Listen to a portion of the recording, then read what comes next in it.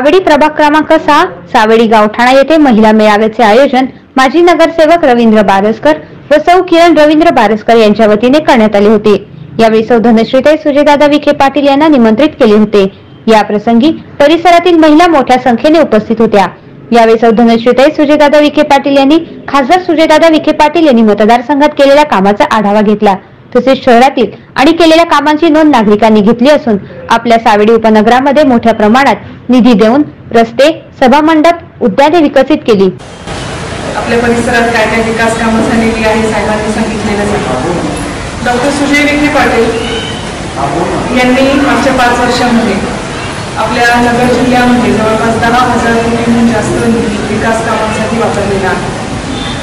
त्याच्यामध्ये सगळ्यात मोठा कारण म्हणजे तुमचा जो उद्यान पूल आहे तो तुम्ही नगरचा बघता, जो 15-20 वर्षापासून रखडलेला प्रश्न डॉक्टर सुजय विखे पाटलांनी फक्त 3 वर्षांमध्ये संपवलेला आहे। त्याच्यानंतर जेवढी पण हायवे नगरमध्ये आहेत किंवा नगर जिल्ह्याला जोडणारी आहेत तेवढी सगळी हायवे मान्य गडकरी साहेबांच्या मदतीने डॉक्टर सुजय विखे पाटलांनी व्यवस्थित करून घेतलेली आहे। मागच्या 5 वर्षाच्या वेळेस काही महिलांनी आमच्यासमोर खूप मोठा प्रश्न ठेवला होता, तो म्हणजे की आमची मुलं जी नोकरीसाठी पुण्या मुंबईला जातात ती मुलं घरी परत कशी येतील आणि आमची पुढची पिढी बाहेर जाणार नाही याचा काहीतरी तुम्ही तोडगा काढा। तर त्यासाठी डॉक्टर सुजय विखे पाटलांनी 3 नवीन MIDC नगर जिल्ह्यामध्ये मंजूर करून घेतलेले आहेत, जेणे की आता आपली मुलं आपल्या घरात राहून नोकरी करू शकतात। आणि त्याच्यानंतर अशी खूप मोठी यादी आहे विकास कामांची। पण मग केंद्रामध्ये माननीय नरेंद्र मोदी साहेबांनी बनवलेल्या जेवढ्या पण योजना आहेत त्या योजना घरोघरी पोहोचवण्याचं काम डॉक्टर सुजय विखे पाटलांनी केलेलं आहे। केंद्रामध्ये सगळ्यात मोठी गाजलेली योजना म्हणजे वैद्यकीय योजना।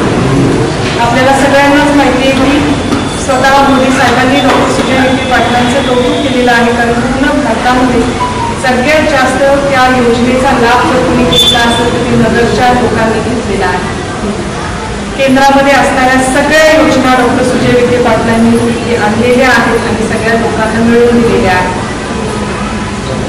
खरं तर ही जी इलेक्शन आहे ही इलेक्शन आपल्या नगरची, महाराष्ट्राची नाही, ही इलेक्शन भारताची आहे।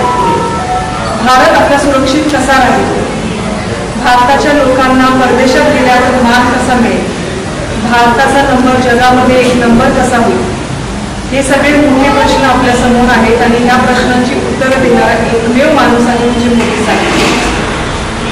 आपले पंतप्रधान नरेंद्रजी मोदी हे परत पंतप्रधान कसे होणार याचा आपल्याला प्रयत्न करायचा आहे। यासाठी आपल्याला कमळाला मतदान करायचं आहे। त्यांचा हात बळकट करण्यासाठी, 400 पार करण्यासाठी आपल्याला डॉक्टर सुजय विखे पाटलांना दिल्लीमध्ये पाठवायचं आहे। आपले जितके पण परिसरातले प्रश्न आहे, एक हक्काचा माणूस, एक सुशिक्षित माणूस जो आपले प्रश्न व्यवस्थित पद्धतीने दिल्लीला मांडू शकेल असा माणूस आपल्याला निवडून द्यायचा आहे। असा माणूस म्हणजे डॉक्टर सुजय विखे पाटील। परिस्थितीतही खूप महिला या कार्यक्रमासाठी आल्या होत्या आणि धनश्रीताईंना त्या सर्वांनी एक मताने असा विश्वास दिला की सुजयदादांना या वेळच्या लोकसभेला आम्ही गेल्या वेळेसपेक्षाही जास्त मताधिक्याने निवडून देऊ। कारण सुजयदादांनी महिलांच्या बाबतीत अत्यंत चांगली भूमिका घेऊन वेळोवेळी देवदर्शन असेल, राम मंदिराच्या प्राणप्रतिष्ठेच्या वेळेस साखर वाटपाचा कार्यक्रम असेल, त्याच्यातील लाडू करण्याचा कार्यक्रम असेल, असं महिलांचे वेगवेगळे वयश्री योजनेतून वृद्ध महिलांना दिलेले साहित्य वाटप असेल, असे अनेक महिलांचे उपक्रम त्यांनी घेतले असल्यामुळे महिलांनी अत्यंत उत्स्फूर्त अशा प्रतिक्रिया देऊन या कार्यक्रमासाठी चांगल्या प्रकारे सहभाग नोंदवला। सर्वांचे मी त्या निमित्ताने धन्यवाद।